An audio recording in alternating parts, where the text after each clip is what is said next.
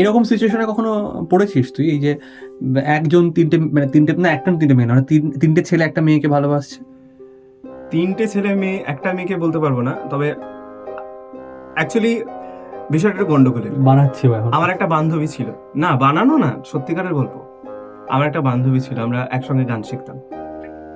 ও একটা টাইম আমাকে পছন্দ করতো, তখন আমি জানতাম না, আমি ওকে পছন্দও করতাম না। এরপর যখন ওর গান শুনে আমি ওর প্রেমে পড়লাম, ততক্ষণে ওর আমার প্রতি আর কোনো ইন্টারেস্ট নেই।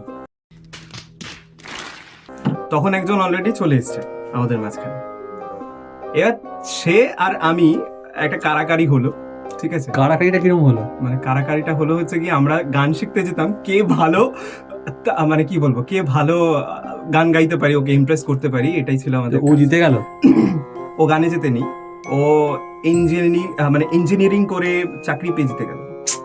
সরকারি চাকরি এটা বাজে ফ্যাক্টর।